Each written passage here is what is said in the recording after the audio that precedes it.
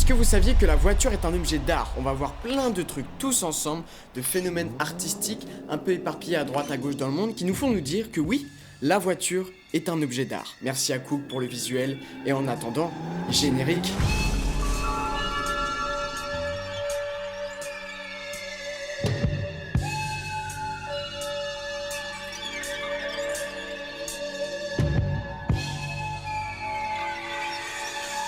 Comment je me suis retrouvé à faire cette petite sélection en voyant des affiches de Monster Truck? Car oui, c'est le premier phénomène qu'on va analyser aujourd'hui. On se rend à Nashville, United States of America, pour aller découvrir les Monster Truck. Moi, ce que j'adore, c'est à quel point ils peuvent un peu remanier la carrosserie, mettre des designs particuliers, en faire des personnages qui défilent sur les terrains. Et là, il me semble qu'on est à Nashville en 2023 pour la World Final. On est sur les highlights. Je comprends pas exactement comment on peut faire des saltos avec une voiture et ne pas subir un crash. Voilà, ce genre de salto, j'ai l'impression que c'est vraiment des voitures télécommandées. Et je comprends pas comment les suspensions elles peuvent réussir. Oui.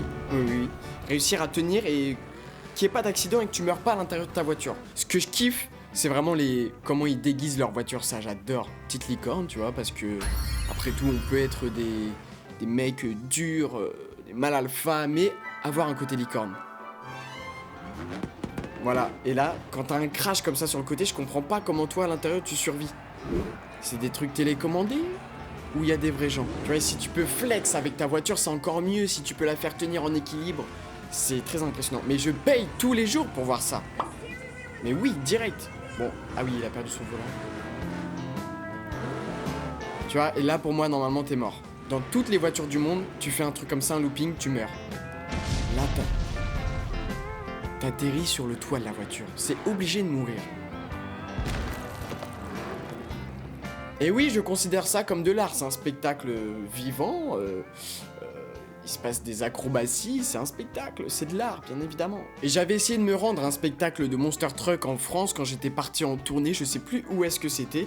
Je me rends en spectacle, je vois les affiches. Mais en fait, on me dit que le spectacle est annulé. Parce que ça va pas être rentable, il n'y a pas assez de monde qui vient. Parce qu'ils doivent payer l'essence, le déplacement, il y a plein de charges, tout ça. Et donc ils ont annulé le show. Et je suis passé à côté d'un spectacle de Monster Truck. La plus grande déception de ma vie. On va aux États-Unis toujours, mais dans la côte ouest avec Los Angeles et les lowriders. On fait bouncer les voitures avec des suspensions hydrauliques. C'est ça? Toute une culture autour de la voiture, de la West Coast, du son West Coast que je vous mets un peu en fond. Évidemment, vous pensez au clip de Snoop Dogg, de Tupac. Je pensais pas avoir une passion pour les voitures avant. Je trouvais avant que avoir une passion pour les voitures, c'était un peu kéké. Ou je sais pas, je comprenais pas encore le délire. Et puis, je suis tombé là-dessus. Là, je me suis dit, mais non, mais en fait, bien sûr que j'aime les voitures. C'est juste que j'ai pas l'argent d'avoir des voitures comme ça. Et de faire bounce ma voiture. Il y en a qui la font bouncer très haut. Ce qui rend le truc très impressionnant. Et encore plus si tu le fais sur la musique, tu vois, c'est vraiment de la danse de voiture. Tu pensais être capable de faire bounce ta voiture? Ta petite Clio 2? Là, pour l'instant, tu flexes. Juste, tu montres à quel point tu peux la mettre sur 2 roues. Comment t'es à l'aise avec ta Gova. Attention à ne pas finir tassé du dos. Quelque chose qui peut arriver. Et il y a que des compiles de ça, mais pendant des heures et des heures sur YouTube, ou juste des mecs, voilà, qui font tourner leur voiture comme ça. Mais c'est des voitures avec lesquelles tu te rends tous les jours au travail, ou qu'est-ce que tu fais? Mais dingue! Tu peux pas faire ça avec un corbillard.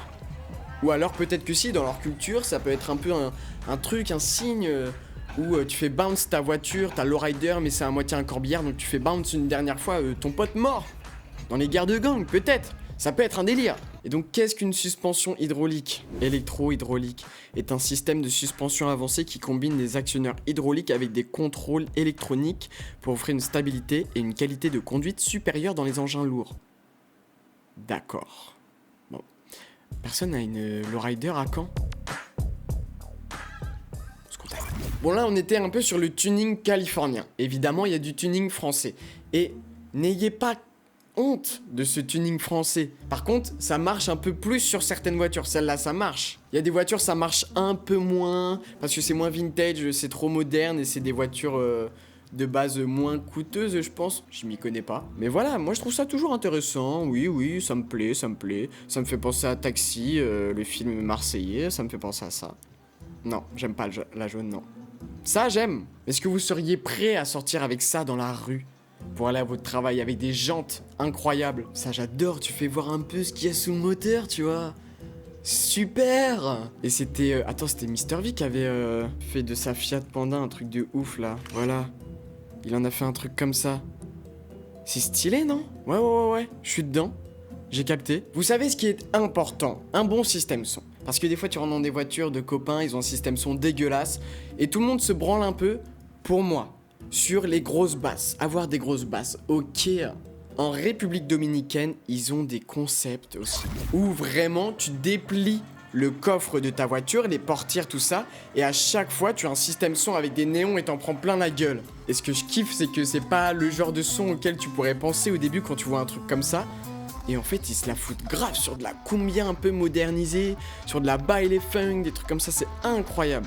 Tu déplies juste les portières et t'as une boîte de nuit ambulante. Je rêve d'avoir ça, écoute-moi bien, je rêve. T'as grave un peu des youtubeurs sur internet qui parlent de leur système son, qui montrent comment ils ont fait, ils font des DIY un peu. Puis voilà, ils t'emmènent découvrir ce magnifique monde des systèmes son. Incroyable. Tu ouvres les portes du paradis là. Je suis fan. Mais faut de la musique adéquate avec ça, faut pas tout et n'importe quoi.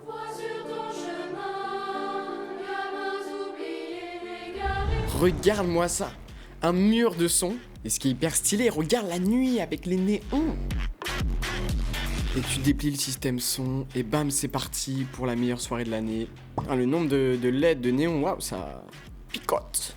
Et je sais qu'il y a une chorégraphe, Katerina Andreou, qui s'était intéressée à ce genre de tuning, système son de République Dominicaine pour en faire une pièce. Le spectacle, il s'appelle Rave to Lament. Ce genre de spectacle où juste tu installes ta voiture sur un parking et c'est bon. La scène existe et après tu as plus qu'à danser et c'est parti. Elle s'est intéressée à l'univers des rave parties et pour en faire une danse à côté de sa voiture, c'est un truc très intime, rave, party, j'adore. C'est trop intéressant ce genre de performances qui te font sortir du théâtre, parce que le théâtre est un lieu qui peut faire peur à beaucoup de monde, un peu dommage, mais là, t'as juste à te poser sur un parking, même pas dans la rue, et c'est bon, le spectacle existe. Voilà, c'était juste une petite pub pour Katerina Andreou qui fait un spectacle qui est carrément dans le thème de ce que je vous ai montré, donc c'est hyper intéressant. Et dernier phénomène de cette vidéo, on était obligé de parler des donuts. Les donuts, c'est ces ronds que tu fais en faisant déraper ta voiture. Tu fais un cercle avec le trou au milieu, donc un donut. Bon, t'as compris quoi. J'ai jamais fait, jamais essayé. Pourquoi pas essayer ça un jour? Mais faut avoir les bons pneus, faut avoir des pneus de rechange parce que tu niques tes pneus en faisant ça, quoi. Et je suis pas sûr que ça rendrait aussi stylé avec ma petite Clio blanche. Voilà, quand t'as une voiture un peu plus stylée comme ça, oui, très bien. Et il y a vraiment une culture aussi des rassemblements de gens comme eux, qui sont là juste pour faire des donuts sur un rond-point, sur un parking, et c'est tout. Voilà, là on retourne à Los Angeles, on fait des donuts comme ça, et des fois t'as des fails, les voitures elles passent très près des gens. J'ai développé une nouvelle passion, voilà. Horrible, mais je vous montre ça, mais moi je suis horrible aussi, mais regarde. Big fail de donuts. J'espère qu'il n'y a pas de blessés, mais là... Ça s'appelle les takeovers. Et voilà, t'as des rassemblements où t'as tellement de gens qui filment avec les flashs la nuit, ça rend trop bien, c'est des scènes de film. Trop stylé. Avec des grosses voitures américaines. Du gros son. C'est ça un peu la ride.